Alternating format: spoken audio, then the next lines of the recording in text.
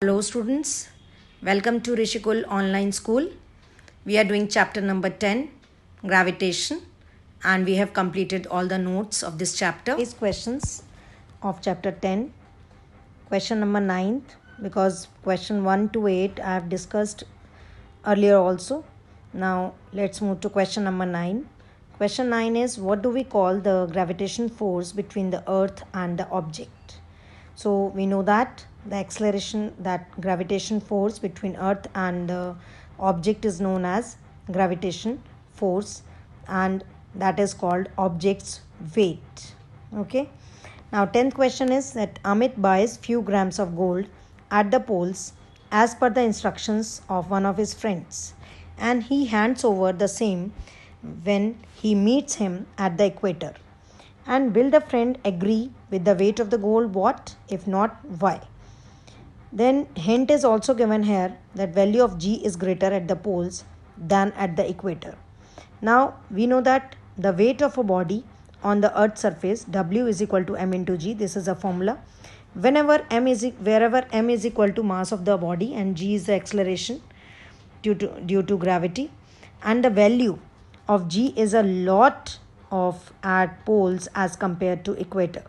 So gold can weigh less at the equator as compared to the poles.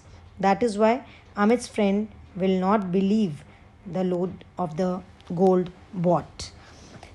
Now let's move to question number 11. Why will the sheet of paper fall slower than one that is crumpled into a ball? A sheet of paper has a lot of area as compared to the crumpled paper ball. A sheet of paper must face a lot of air resistance due to this surface area. Air resistance will be more. As a result, the sheet of paper falls slower than the crumpled ball. So this is the reason. Now question number 12 is that gravitation force on the surface of moon is only 1/6. It's as strong as gravitation force on the earth. Then we have to find that what is the weight of in Newton of a 10 kilogram object on the moon and on the earth. First of all, we will find its weight on earth because its formula is W is equal to m into G, and we have given m is equal to 10 kilogram. So simply we will apply the formula W is equal to m into G. So 10 multiplied by 9.8, that will be the weight on earth, and when we do it 1/6 times, then it will become the weight on moon, because the weight of any object on moon becomes 1/6 times its weight on earth. So we will find the answers. On earth the weight will be 98 Newton, and on moon its weight will be 16.34 Newton.